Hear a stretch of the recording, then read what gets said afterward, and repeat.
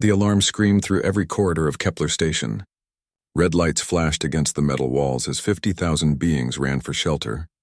Commander Zixithera pressed her six-fingered hands against the control panel and watched her worst nightmare come true. 27 enemy ships hung in space like deadly spiders. Their black hulls blocked out the stars. Each ship was twice the size of anything the station had for defense. The Vorthak Syndicate had found them. How long until they reach firing range? Zixithera asked. Her voice stayed calm, but her green skin had turned pale with fear. 12 minutes, Commander, replied Lieutenant Kess. The young Draxian's tentacles shook as he worked at his station. Should we launch our fighters? Zixithera looked at the tactical display. The station had 8 defense fighters. The enemy had hundreds. It would be like throwing stones at a mountain. Launch them, she said anyway. Give our people time to reach the shelters. The station's fighters shot out into space. They were small and fast, but so few. Zixithera watched the dots on her screen race toward the enemy fleet. She knew most of those pilots. Good people with families. Captain Vex's voice crackled over the radio. Station Control, this is Red Leader. We'll buy you as much time as we can. Understood, Red Leader. Good hunting.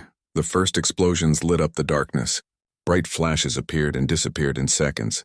One by one, the green dots that marked friendly fighters vanished from the screen.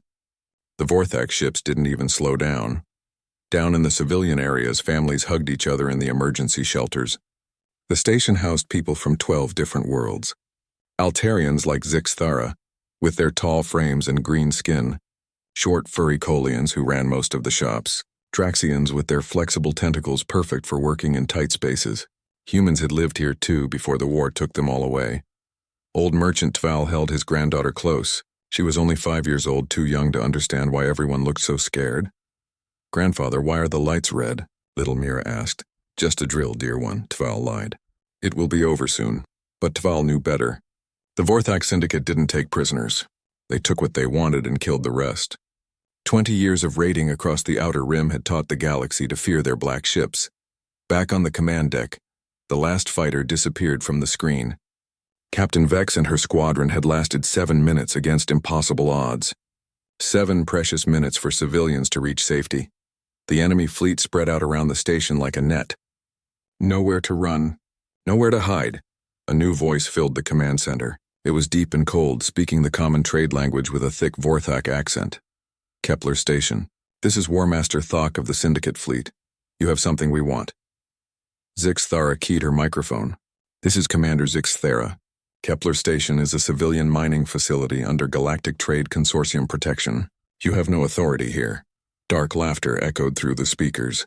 Authority comes from strength, alien. You have 48 hours to transfer all deuterium reserves to our ships. You will also provide us with 50,000 credits in rare metals. We don't have that much, Zixithera replied. Even if we gave you everything, it wouldn't be enough. Then you will make up the difference in slaves. Your choice which ones. The channel went quiet. Zixithera felt sick.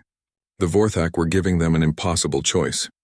Give up everything they had worked for or watch their people die. Commander, Lieutenant Kess said quietly. The quantum transmitter is ready. Zixithera nodded. It was their only hope. The experimental transmitter could send messages across vast distances in seconds instead of weeks, but it had never been tested at full power. It might work or it might burn out their entire communication system. Send the distress call on all frequencies, she ordered. Maximum power. What should the message say? Zixithera thought for a moment. Kepler Station under attack by Vorthak fleet. 50,000 civilians in immediate danger. Any ship, any fleet, please respond. We have children here. The transmitter hummed with power. Energy readings climbed higher than they had ever gone before. Sparks flew from control panels as the system pushed beyond its limits. The message shot out into space at quantum speeds. It raced past dead stars and empty worlds, calling for help that might never come. Hours passed. The enemy ships moved closer. They were in no hurry. They knew the station couldn't fight back. In the shelters, people tried to stay calm. Some prayed to gods from a dozen different worlds. Others just held each other and waited. Engineer Brack worked frantically in the lower levels. The big Colian's thick fur was soaked with sweat as he rerouted power systems. If I can boost the shields another 10%, we might survive the first attack, he muttered to his assistant. Will it help? The young Draxian asked. Brack's ears drooped. Probably not, but we have to try. On the command deck, messages poured in from across the galaxy. Other stations and ships had heard their call, but everyone was too far away. The nearest consortium fleet was 3 weeks out. The commercial shipping lanes were empty. "Commander," the communications officer said, "we're getting responses, but no one can reach us in time," Zixthera finished. She had expected this. Kepler Station was on the edge of known space, far from the major trade routes. That's what made it safe from pirates and raiders. Usually, the hours crawled by. Outside, the Vortex ships waited like hungry predators. Their weapons were charged and ready. At any moment, they could turn the station into scrap metal and floating bodies. Zixthera stood in the observation deck and looked out at the enemy fleet. So many ships, so much firepower pointed at her people. She had fought in 3 wars and seen countless battles, but she had never felt so helpless. A soft chime sounded. Time was running out. 40 hours remaining, the computer announced in its calm, emotionless voice. Down in the shelters, little Mira had fallen asleep in her grandfather's arms. Tival stroked her soft fur and tried not to think about tomorrow. Around them, others whispered prayers or made their peace with whatever gods they served. The quantum transmitter kept sending the same message over and over, growing weaker as the system slowly burned itself out. Each transmission was a cry for help cast into the vast darkness of space, but space remained silent. Zixthera closed her eyes and tried to think of options. They could try to fight, but it would be suicide. They could surrender and hope the Vorthak would be merciful, but that was a fool's hope. They could try to evacuate, but the transport ships couldn't outrun enemy fighters. Every choice led to death. The commander opened her eyes and looked at the stars one more time. Somewhere out there, help might be coming. Someone might have heard their call. She had to believe that, or despair would crush her completely. "Keep transmitting," she told her communications officer. "Someone has to hear us. Someone has to care." The officer nodded and adjusted the controls. The message continued to race across the galaxy, growing fainter with each burst. In the darkness between stars, something stirred. 24 hours had passed since the Vorthak fleet arrived. The countdown timer on the command deck showed the terrible truth. Less than a day remained before the deadline. Commander Zixthera had not slept. Her green skin looked gray with exhaustion, but she refused to leave her post. Around her, the bridge crew worked with quiet desperation. They all knew what was coming. "Status report," she said for the 100th time. "Still no response from any military vessels," reported the communications officer. His voice was hoarse from hours of sending distress calls.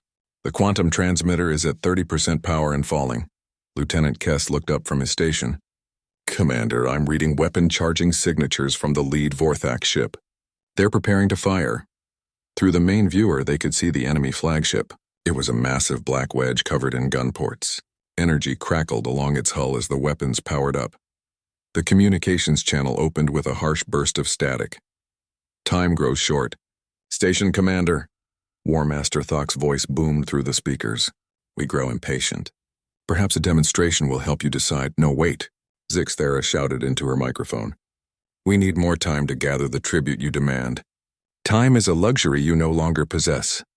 A beam of purple energy lanced out from the Vortex ship. It struck one of the station's outer towers, turning metal and crystal into expanding gas and debris. The explosion shook the entire structure. Emergency lights flickered as power systems struggled to compensate. In the shelters, children screamed as the blast threw people to the floor. Emergency medical teams rushed to help the injured. Old Merchant Tival held little Mira tighter as she cried in terror. "What was that, grandfather?" "What's happening?" Tival's voice shook as he answered. "Nothing to worry about, little star. Just some equipment breaking down." But everyone in the shelter knew better. The looks of fear on adult faces told the real story. Death was coming, and there was nowhere to run. On the bridge, damage reports flooded in.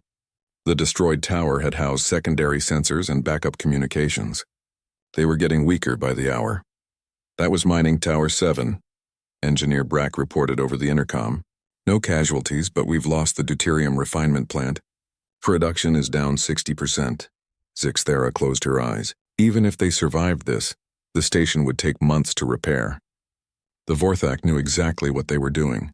Destroy enough infrastructure and the station would be worthless anyway. 16 hours, War Master Thok announced.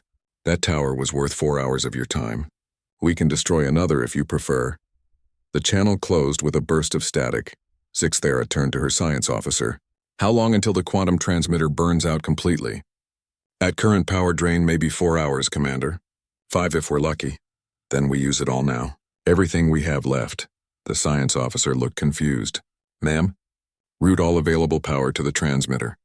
Life support, artificial gravity. Everything except the shields. One massive burst with our exact coordinates and situation. That will burn out the system completely. We won't be able to send any more messages. Then this better be the one that matters. Orders flew across the bridge. Power systems rerouted. The station's lights dimmed as energy flowed into the quantum transmitter. The device hummed louder than ever before, building to dangerous levels. Warning alarms sounded. The transmitter was designed for steady, low-power operation. This much energy at once might tear the system apart. Power at 150% and climbing, the science officer reported. 170. 190. Commander, the containment fields are starting to fail. Hold it together just a little longer, Zixthera whispered. The transmitter reached 200% power. Energy arced between control panels. The smell of burning electronics filled the air. Send it now, Zixthera shouted. The message burst out into space with the force of a small star. Every bit of remaining power went into that single transmission.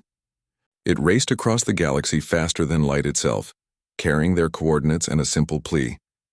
This is Kepler Station. 50,000 innocent people about to die. Vorthak Syndicate fleet demanding impossible tribute. Any ship, any fleet, any single vessel that can hear this transmission, please respond. We have children here.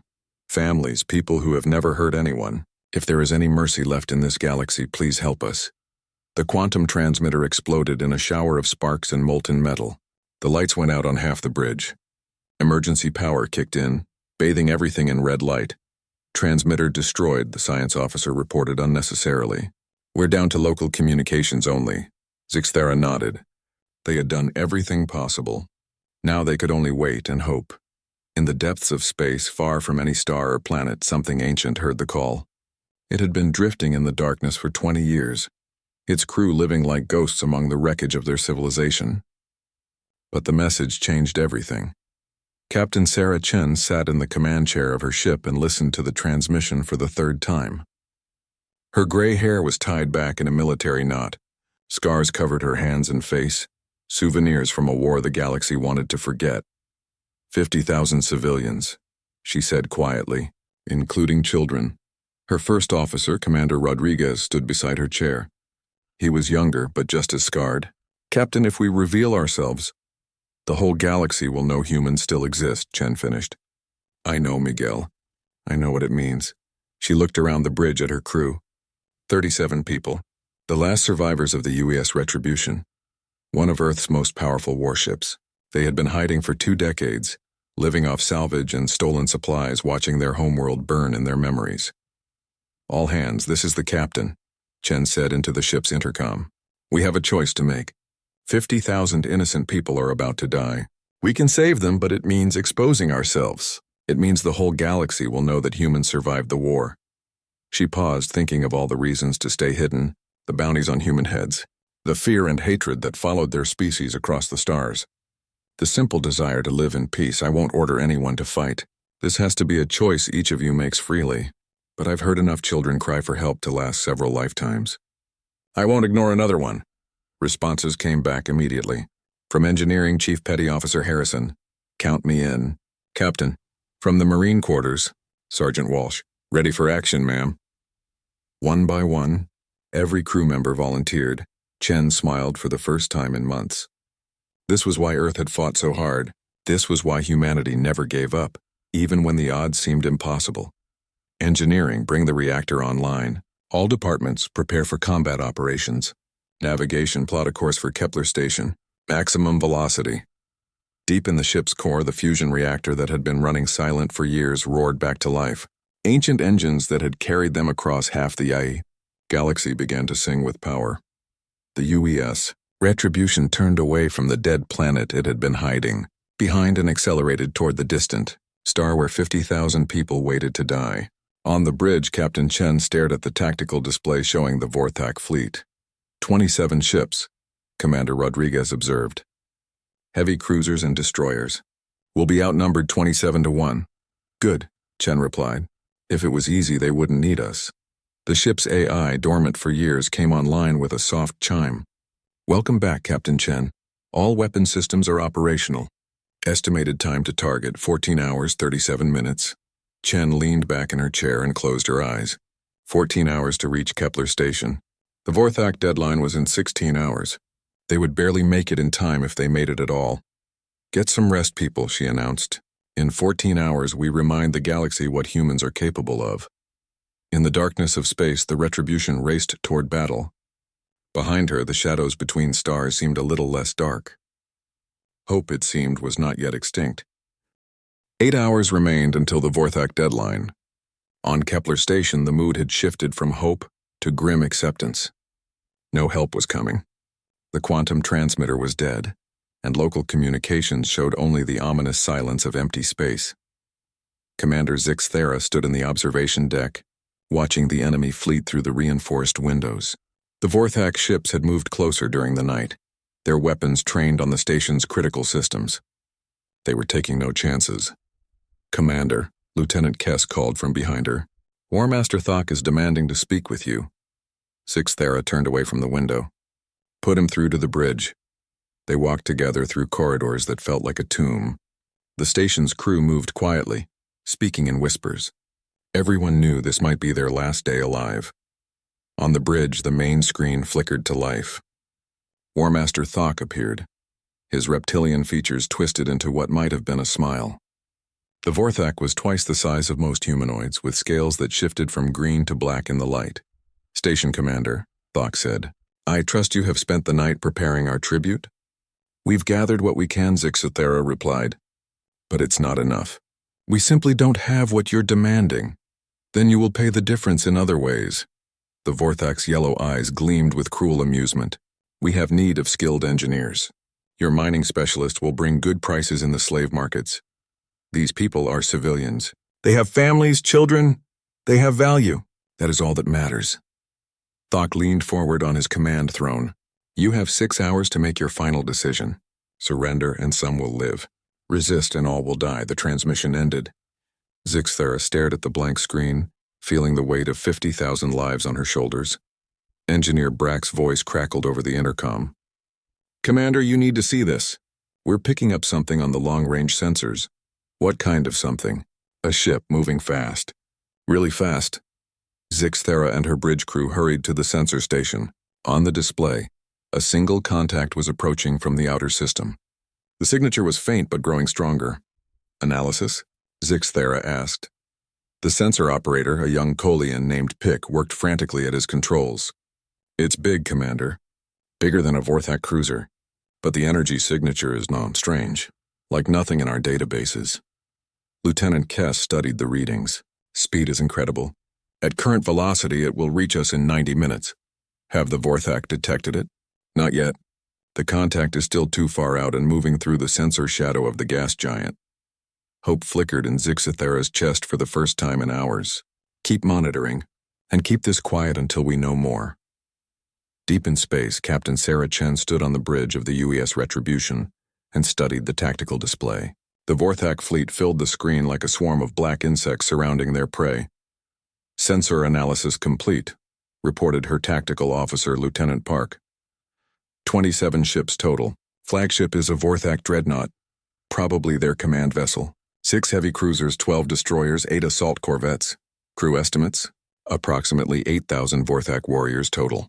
Each ship is built for boarding actions and planetary assault. Commander Rodriguez whistled softly. They're not just here to raid the station. They're planning to strip it completely. Chen nodded grimly. The Vorthak Syndicate was notorious for their brutality, but they were also practical. Take everything valuable, kill or enslave everyone useful, and destroy the rest. It was efficient, if monstrous. What about the station's defenses? Minimal, Park replied. Basic shields, no significant weapons. They've got some mining equipment that could be converted to weapons, but nothing that would threaten even one Vorthak ship. Chen walked to the forward viewport and stared at the distant stars. 20 years ago, she had commanded one of Earth's most advanced warships. The Retribution had been built to fight an entire fleet and win, but that was before the war ended. before Earth burned, before humanity scattered to the dark corners of the galaxy. "Captain," her communications officer called out. "We're receiving a transmission from the Vorthak flagship. They're hailing all ships in the system. Let's hear it." War Master Thok's voice filled the bridge. "Unknown vessel, you are entering a restricted military zone. Identify yourself immediately or be destroyed." Chen looked at her crew. This was the moment of truth. For 20 years they had stayed hidden, letting the galaxy believe that humanity was extinct, but 50,000 innocent people were about to die. "Open a channel," she ordered. The communications officer hesitated. "Captain, if we respond, open the channel." A soft chime indicated the transmission was active. Chen took a deep breath and stepped forward. "Vorthak vessel, this is Captain Sarah Chen of the United Earthship Retribution. You will cease hostilities against Kepler Station immediately and withdraw from this system." The silence that followed lasted nearly a minute. When Thok responded, his voice carried a note of disbelief. "Impossible. The humans are extinct. Earth was destroyed 20 years ago. Reports of our extinction have been greatly exaggerated," Chen replied coldly. "You have 10 minutes to begin withdrawal procedures." Harsh laughter echoed through the speakers. "One ship against 27? You humans were always arrogant, but this exceeds even your usual stupidity. Surrender now and we might keep you alive long enough to study how you survived." "Counteroffer," Chen said. "Leave now and we might let you live long enough to warn your friends." The transmission cut off abruptly. On the tactical display, the Vorthak fleet began to move. Ships that had been focused on the station turned toward the approaching human vessel. "They're launching fighters," Lieutenant Park reported. 48 small craft, probably boarding shuttles converted for combat. "Battle stations," Chen announced calmly. "All hands prepare for combat operations. Engineering, bring weapons online. Marine squads to boarding defense positions." Throughout the ship, alarms sounded. Hatches sealed automatically. The crew that had been drifting quietly through space for 20 years transformed into a fighting machine with practiced efficiency. On Kepler Station, sensor operator Pick nearly fell out of his chair. "Commander, the unknown ship just identified itself to the Vorthak fleet." "What did they say?" Zixthara demanded. They said they're human, ma'am. United Earthship Retribution. They're ordering the Vorthak to withdraw." The bridge fell silent. Everyone knew the stories. Humans had been the galaxy's most feared warriors before the war. Their ships were legendary for their firepower and their crew's refusal to surrender. But that was history. The human homeworld was a dead cinder. Their fleets had been scattered or destroyed. "That's impossible," Lieutenant Kess whispered. "The humans are gone." "Apparently not all of them," Zixthara replied. She looked at the tactical display showing the approaching vessel. "How long until they reach us?" 67 minutes at current speed," Pick answered. "But Commander, the Vorthak are moving to intercept. The human ship will have to fight through the entire fleet to reach us." Zixthara studied the numbers. 1 ship against 27. Even if the humans were as good as the stories claimed, it seemed impossible. On the UES Retribution, Captain Chen watched the enemy formation spread out to meet them. The Vorthak were positioning their ships to surround her vessel, cutting off any escape routes. "Classic Vorthak tactics," Commander Rodriguez observed. "Surround the target and overwhelm it with numbers." "They're about to learn why that doesn't work against humans," Chen replied. She turned to her tactical officer. "Lieutenant Park, activate the targeting computers. Load kinetic penetrators in tubes 1 through 6. Prep the nuclear mines for deployment." Kinetic penetrators loaded, nuclear mines armed and ready. Chen smiled grimly. The Vorthak expected a traditional engagement, ship against ship, honor against honor. They were about to discover that humans didn't fight. "Fair. All departments. Report ready for combat," the first officer announced. Chen settled into her command chair and watched the enemy fleet rushing toward them. 27 ships filled with thousands of enemy warriors, all focused on destroying her vessel and the innocent people it protected. "Take us in," she ordered quietly. Time to remind the galaxy what humans are capable of. The UES Retribution accelerated toward the enemy fleet. In its wake, space itself seemed to hold its breath. The first shots lit up the darkness like falling stars. The Vorthak fighter swarm reached the UES Retribution while the main fleet was still maneuvering. 48 small craft spread out in attack formation, their pilots confident that numbers would overwhelm the lone human vessel. They were wrong. Captain Chen watched the tactical display with cold precision. Point defense systems online. Execute pattern Delta. The Retribution's hull bristled with weapon ports that had been hidden moments before. Laser arrays and rapid-fire kinetic guns emerged from concealed positions. When the fighters came within range, the human ship erupted in a symphony of destruction. The point defense grid didn't just shoot at the fighters. It calculated their flight paths, predicted their evasive maneuvers, and filled entire sections of space with deadly energy. Fighter after fighter vanished in brief flashes of light. Scratch 12 bandits, Lieutenant Park reported. Remaining fighters are breaking off. But Chen wasn't watching the fighters anymore. Her attention was on the main Vorthak fleet, now spreading out in a classic encirclement pattern. The enemy commander was good, she had to admit. Textbook tactics, engineering, how are our reactor levels?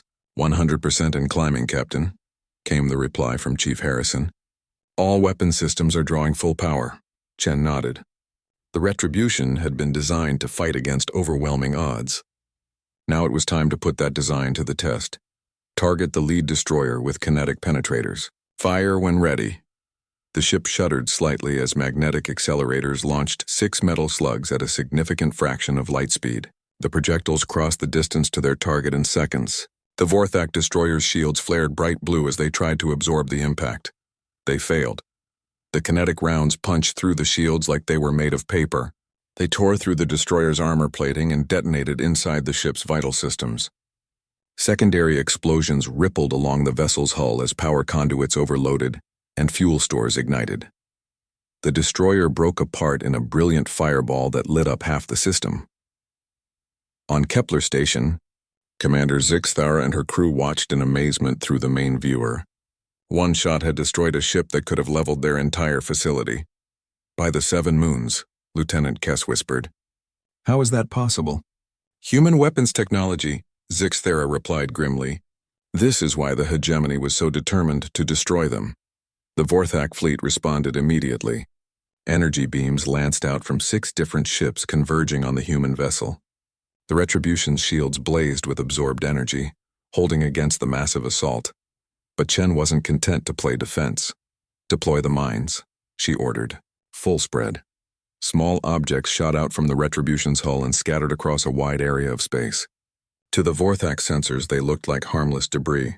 The enemy ships continued their advance, closing in for the kill. War Master Thok's voice boomed across all frequencies. Surrender now, human, and your death will be quick. Chen keyed her microphone with a cold smile. I have a better idea. The mines detonated simultaneously. Nuclear fire bloomed across space like a garden of deadly flowers. 3 Vorthak cruisers disappeared in the expanding fireballs. 2 more suffered massive damage as the explosions overwhelmed their shields and hulls. The Vorthak formation scattered as ships desperately tried to avoid the expanding radiation and debris. Their careful encirclement dissolved into chaos. Chen pressed her advantage. All weapons free fire. Target priority. Command ships first. The Retribution became a storm of destruction. Laser batteries carved through enemy hulls. Missile pods launched smart munitions that hunted down fleeing targets. The ship's main guns fired continuously, each shot carefully aimed at vital systems. The Vorthak fought back with everything they had. Plasma bolts and particle beams hammered the human shields. Boarding torpedoes launched from the surviving ships, their armored hulls racing toward the Retribution. Multiple boarding attempts inbound, reported the tactical officer. Should we target them with point defense? Negative, Chen replied. Let them come aboard. Sergeant Walsh, are your Marines ready? Over the intercom, a gravelly voice answered. Ready and waiting, Captain. These boys want to play rough. We'll show them rough. The boarding torpedoes struck the Retribution's hull and burned through the armor with cutting lasers. Vorthak warriors poured into the ship's corridors, their scaled hides protected by combat armor, their claws extended for close combat. They expected to fight terrified civilians or maybe a few security guards. Instead, they met human Marines. The first boarding party made it 15 meters into the ship before Sergeant Walsh and his squad opened fire. The humans used weapons that the galaxy had tried to forget. Explosive rounds that could punch through Vorthak armor. Chemical weapons that filled corridors with toxic gas. Sonic grenades that disrupted alien nervous systems. But more than their weapons, it was the humans themselves that shocked the Vorthak. These weren't the honorable warriors they expected. These were soldiers who fought with a vicious intensity that bordered on madness. They used the ship's corridors like a maze, appearing from hidden passages to strike and disappear. When Vorthak warriors tried to take hostages, they discovered that humans had removed all non-essential personnel from potential boarding zones. When they tried to retreat, they found that the humans had sealed the exit routes behind them. One by one, the boarding parties were hunted down and eliminated. On the bridge, Chen monitored both the space battle and the fighting inside her ship. The Vorthak fleet was down to 18 ships, but they were getting smarter. They had stopped trying to surround her and instead were focusing their fire on specific sections of her shields. Shield strength down to 60%, Lieutenant Park reported. They're concentrating on our port quarter. Then we don't give them a stable target, Chen replied. Helm evasive maneuvers, pattern echo. The Retribution twisted through space like a living thing, rolling and diving to present different shield faces to enemy fire. At the same time, its weapons continued to pound the Vorthak ships. A heavy cruiser exploded as multiple hits breached its reactor containment. A destroyer spun out of control, its navigation systems destroyed by a precise laser strike. The space around Kepler Station had become a graveyard of burning metal and expanding gas, but the human ship was taking damage too. Hull breaches appeared along the starboard side. Internal systems failed as power conduits overloaded. In engineering, Chief Harrison and his team worked frantically to keep the ship fighting. We can't keep this up forever, Commander Rodriguez said quietly. We're outnumbered and taking heavy damage. Chen looked at the tactical display. 14 Vorthak ships remained operational, including the massive flagship. Her own ship was battered but still fighting. Most importantly, Kepler Station was still intact. That's when War Master Thok made his fatal mistake. Frustrated by his losses, the Vorthak commander ordered his flagship to ram the station. If he couldn't have the deuterium and slaves, no one would. The massive dreadnought turned away from the battle and accelerated toward Kepler Station. Its engines burned at full power as it built up speed for a devastating impact. On the station, alarms wailed as sensors detected the incoming ship.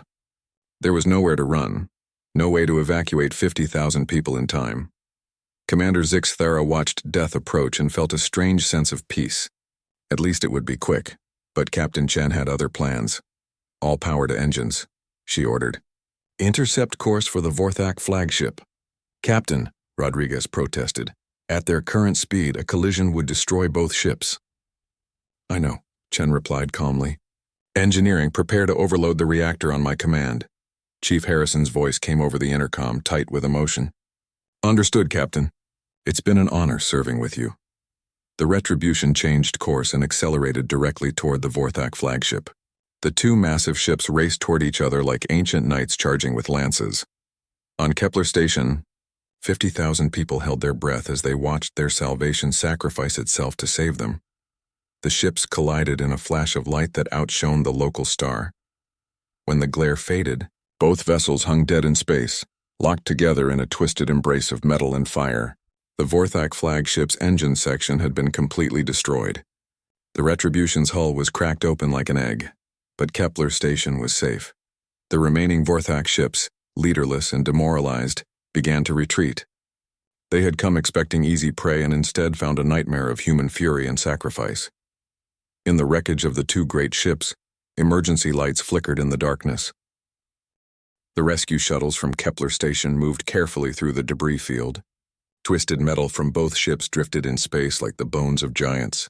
Emergency beacons flickered weakly in the darkness, marking pockets where life might still exist. Commander Zix Thera piloted the lead shuttle herself. Behind her, medical teams prepared for the worst. The collision between the two massive ships had been catastrophic. The chances of finding survivors seemed impossibly small. There, Lieutenant Kess pointed through the cockpit window. Hull breach in what looks like the human ship's medical bay. I'm reading atmosphere on the other side. Zix Thera guided the shuttle toward the opening. The Retribution's hull was cracked and torn, but some sections had maintained structural integrity. Emergency force fields flickered across smaller breaches, holding in precious air. They docked with a soft bump against the damaged hull.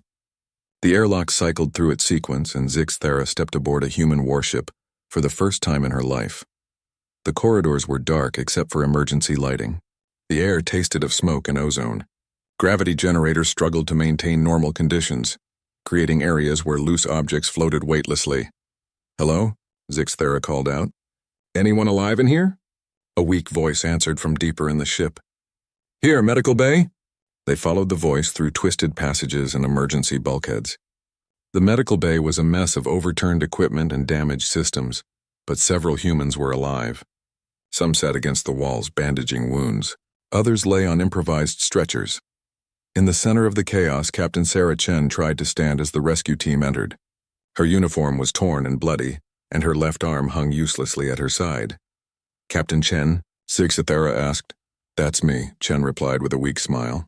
"Thanks for coming to get us. How many survivors?" 23 from my crew, Chen said. "We lost good people today." Zixthera nodded respectfully. "They saved 50,000 lives. We won't forget that." The medical teams moved efficiently through the survivors, treating injuries and preparing people for transport. Chief Harrison had a concussion and several broken ribs. Sergeant Walsh was unconscious but breathing. One by one, they were moved to the station's shuttles. Chen insisted on being evacuated last.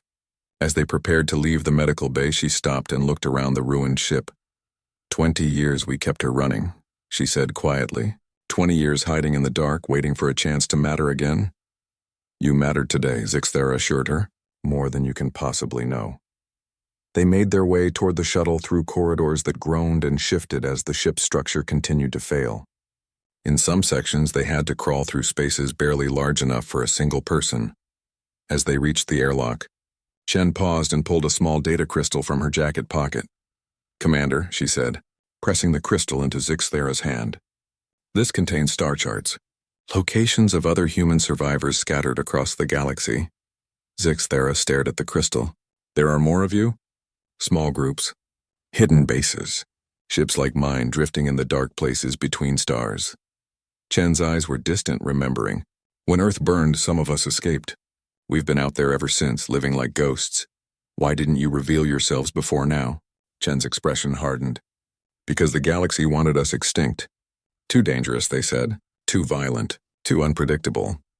She gestured toward the ruined ship around them. Maybe they were right. But sometimes the galaxy needs something dangerous to protect the innocent. The shuttle detached from the dying ship and began its journey back to Kepler Station. Through the viewport, Chen watched the Retribution slowly break apart. Pieces of her ship drifted away into the darkness, carrying with them the memories of 2 decades. On Kepler Station, the survivors were taken to the medical center. The station's doctors worked alongside human medical personnel to treat injuries. It was strange, Zixthera thought, watching species that had been enemies work together to save lives. In the medical bay, little Mira and her grandfather Taval came to visit the wounded humans. The small Kolian child was too young to understand what had happened, but she knew these people had helped them. "Thank you for keeping us safe," she said to Sergeant Walsh, offering him a small flower she had picked from the station's gardens. The grizzled Marine's eyes filled with tears as he accepted the gift. "You're welcome, little one. That's what we do." Hours later, Zixthera found Captain Chen in the observation deck staring out at the stars. The human's arm was in a sling and medical monitors tracked her vital signs. "The doctors say you'll be fine," Zixthera reported. "Your people are all recovering well." "Good," Chen replied. "They're tough. They've survived worse than this. What will you do now? Your ship is gone." Chen was quiet for a long moment. "I don't know," she admitted. "For 20 years, that ship was our home. Our purpose now." Zixthera held up the data crystal. "You said there are others. Other survivors, scattered across half the galaxy. Most of them don't even know the others exist." Chen turned to look at her. "What are you thinking, Commander?" "The galaxy is a dangerous place. Pirates, slavers, raiders like the Vorthak. Innocent people suffer while the consortium fleets are spread too thin to help everyone." Chen nodded slowly. "And you think a few human ships could make a difference?" "I've seen what one human ship can do against impossible odds." Zixthera activated her communication device. "This is Commander Zixthera broadcasting on all frequencies. Emergency quantum burst transmission."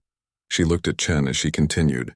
"Today, the brave crew of the UES Retribution gave their lives to protect Kepler Station from the Vorthak Syndicate.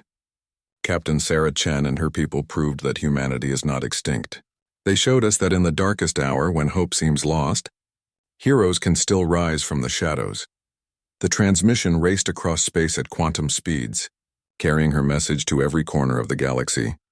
I am broadcasting the location coordinates contained in this message. Any human survivors who receive this transmission, know that you are not alone. Know that the galaxy remembers your sacrifice, and know that there are those who would welcome your return. She closed the transmission and turned to Chen. The choice is yours, Captain. Stay hidden or step back into the light. Chen smiled for the first time since the battle. You know, Commander, I'm getting tired of the dark. In the weeks that followed, ships began to appear at the coordinates Zixthara had broadcast. Old human vessels, scarred by decades of hiding. Small groups of survivors who had thought they were the last of their kind. The first to arrive was the UES Defiance, a heavy cruiser that had been running silent near the galactic core. Its captain, an elderly woman named Torres, brought news of other survivor groups. There's a mining colony in the Kepler belt, she reported, maybe 300 people, and rumors of a shipyard hidden in the Magellan Nebula. More ships came, frigates and destroyers, even a few civilian vessels that had been converted for long-range exploration. Each brought stories of survival against impossible odds. Captain Chen found herself at the center of an unexpected reunion. Humans who had been scattered for 20 years were coming together again, drawn by the simple knowledge that they were not alone. Commander Zixthara watched from the station's command center as the human fleet grew. 30 ships now, with more arriving every day. It wasn't much compared to the great fleets of the major powers, but it was enough. Enough to patrol the frontier, enough to respond when innocent people called for help. Enough to remind the galaxy that humanity's greatest strength had never been their weapons or their ships. It was their willingness to stand between the darkness and the light. On the bridge of her new flagship, the UES Phoenix, Captain Chen studied the star charts. Distress calls were already coming in from across the outer rim. Pirates attacking merchant convoys, slavers raiding isolated colonies. The same old stories of the strong preying on the weak. Set course for the Centauri system, she ordered her crew. We have work to do. As the human fleet departed Kepler Station, Commander Zixthara stood in the observation deck and watched them go. In her hand, she held a message crystal that Captain Chen had given her before leaving. Tell them we remember, the message said. Tell them that when darkness falls and hope dies, look to the spaces between the stars. We're still here. The ships disappeared into hyperspace, leaving only the stars, but somehow the darkness seemed a little less absolute. Heroes, it seemed, were not extinct after all. They were just waiting for someone to need them badly enough to call them home. Thank you for watching, and comment for next part.